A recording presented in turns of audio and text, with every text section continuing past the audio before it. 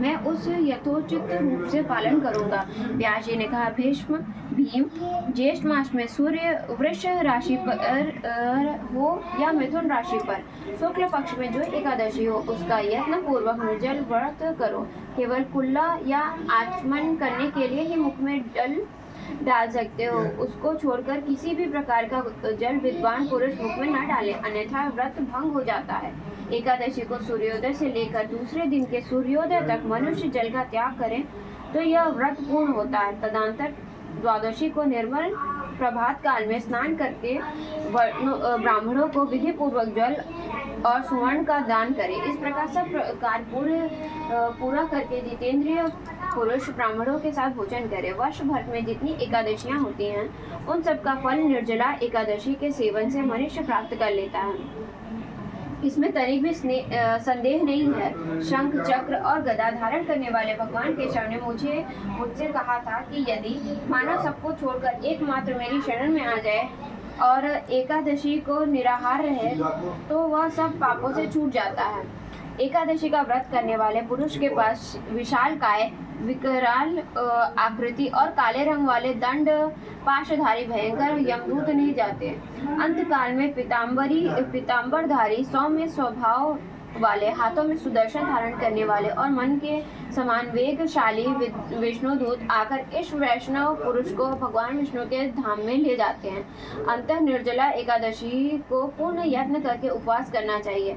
तुम भी सब पापों की शांति के लिए यत्न के साथ उपवास और श्री हरि का पूजन करो।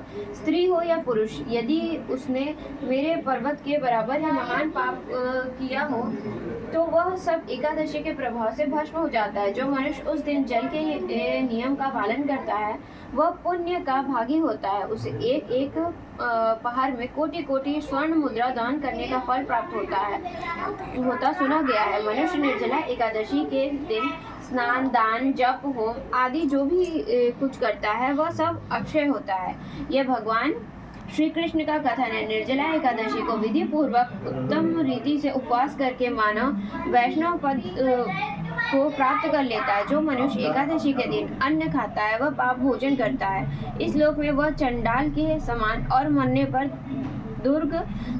दुर्गति को प्राप्त होता है। जो ज्येष्ठ के शुक्ल पक्ष में एकादशी का उपवास करके दान देंगे वे परम पद को प्राप्त होंगे। जिन्होंने एकादशी को उपवास किया और वे ब्रह्म हत्यारे, शराबी, चोर तथा गुरुद्रोही होने पर भी सब पातकों से मुक्त हो जाते हैं। कुंती नंदन, निर्जला एकादशी दिन श्रद्धालु स्त्री पुरुष के लिए जो विशेष दान और कर्तव्य विहित है उसे सुनो। उस दिन जल में शयन करने वाले भगवान विष्णु का पूजन जलमयी धेनु का दान करना चाहिए अथवा प्रत्यक्ष धेनु या घृतमयी धेनु का दान उचित है।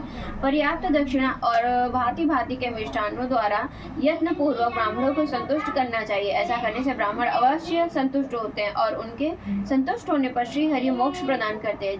जिन्होंने श्रम, दम और दान में प्रवृत्त हो श्री हरि का पूजा और रात्रि में जागरण करते हुए इस निर्जला एकादशी व्रत किया है, उन्होंने अपने साथ ही बीती हुई 100 पीढ़ियों का आने वाला 100 पीढ़ियों को भगवान वासुदेव के परम धाम में पहुंचा दिया है। निर्जला एकादशी के दिन अन्न, वस्त्र, गौ, जल, शय्या, सुंदर आसन, कमंडल और छाता दान करना चाहिए। जो श्रेष्ठ एवं सुपात्र ब्राह्मण को जूता दान करता है वे सोने के विमान पर बैठकर स्वर्ग लोक में प्रतिष्ठित होता है। जो इस एकादशी की महिमा को भक्ति पूर्वक सुनता है तथा जो भक्ति पूर्वक उसका वर्णन करता है वे दोनों स्वर्ग लोक में जाते हैं। चतुर्दशी युक्त अमावस्या को सूर्य ग्रहण के समय श्राद्ध करके मनुष्य जिस फल को प्राप्त करता है वही इसके श्रवण से भी प्राप्त होता है। पहले दंत धावन करके यह नियम लेना चाहिए कि मैं भगवान केशव की प्रसन्नता के लिए एकादशी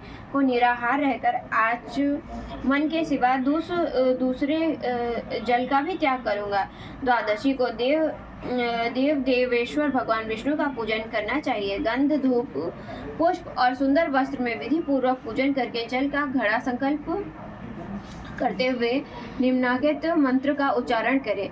देव देव हर्षिकेश संसार वर्ण वार्त वतारक